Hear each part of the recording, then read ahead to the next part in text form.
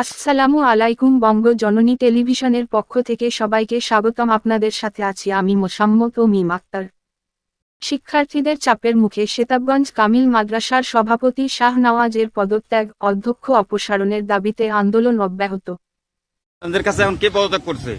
আমাদের কাছে আমাদের সভাপতি কি নাম? মোহাম্মদ শাহনওয়াজ সেতাবগঞ্জ কামিল মাদ্রাসা থেকে পদত্যাগ করছেন এবং পদত্যাগ নামা আমাদের হাতে আছে।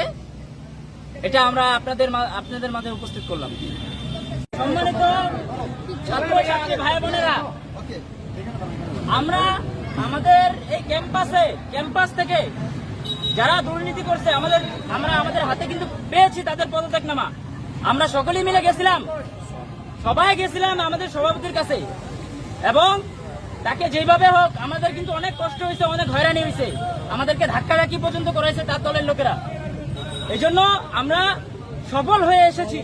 শুধু সভাপতি নয়, আমাদের প্রিন্সিপাল এবং যারা স্বৈরাচারমূলক শিক্ষক আছে তাদের সবাইকে পদত্যাগ করতে হবে। যদি স্বেচ্ছায় পদত্যাগ না করে তাহলে আমরা আমাদের সামনের আন্দোলন, রাজপথ, প্রত্যেকটা সেক্টরে আমরা আমাদের আন্দোলন অব্যাহত রাখবো ইনশাআল্লাহ। আর একটি ঘোষণা, আমাদের যে কমিটি ছিল, আমরা জানি আমাদের কমিটির মধ্যে যত দুর্নীতিবাজ ছিল সব আমাদের কমিটির মধ্যে ছিল। আমাদের এই কমিটিকে বিলুপ্ত করতে হবে, আমাদের এই কমিটিকে ভেঙে দিয়ে আবার নতুন কমিটি গড়ে তুলতে হবে।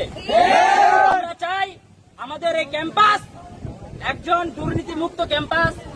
দুর্নীতিমুক্ত ক্যাম্পাস